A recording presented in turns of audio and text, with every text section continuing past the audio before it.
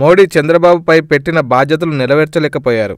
రాష్ట్రపతి ఎన్నికల్లో పశ్చిమ బెంగాల్ ముఖ్యమంత్రి మమతా బెనర్జీ రామ్నాథ్ కోవింద్ మద్దతిచ్చే విధంగా మాట్లాడాలని ప్రధాని నరేంద్ర మోడీ చంద్రబాబును కోరారు. అయితే చంద్రబాబుతో మాట్లాడేందుకు ఎంత ప్రయత్నించినా మమతా ఇష్టపడలేదు. రాష్ట్రపతి ఎన్నికల నామినేషన్లో కాంగ్రెస్ అభ్యర్థిగా మాజీ లోక్ సభ స్పీకర్ మీరాకుమారి నామినేషన్ కూడా వేశారు. దీంతో మీరాకుమారికే మద్దతుగా పశ్చిమ బెంగాల్ ముఖ్యమంత్రి మమతా బెనర్జీ ప్రకటించి చంద్రబాబుకి గట్టి షాక్ ఇచ్చిందని అంతా చర్చించుకుంటున్నారు. దీంతో మరి చంద్రబాబుకు మోడీ ఇచ్చిన మాట నిలబెట్టుకోలేకపోయారు. చర్చ జోరుగా సాగుతుంది.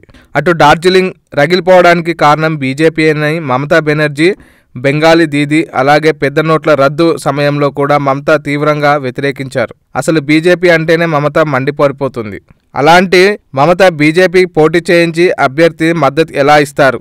అవేమీ ఆలోచించకుండా చంద్రబాబు నేను రాయబారానికి వెళ్లి పరువు పోగొట్టుకున్నానని రాజకీయ విశ్లేషకులు చర్చించుకుంటున్నారు. తొలి నుంచి మమతా బెనర్జీ బీజేపీకి వ్యతిరేకంగానే కనిపించడం అందరికీ తెలిసిందే. ఈ నేపథ్యంలో చంద్రబాబు మోడీ అప్పచెప్పిన పనిలో ఫెయిల్ అయినట్లే అని విశ్లేషకుల వాదన.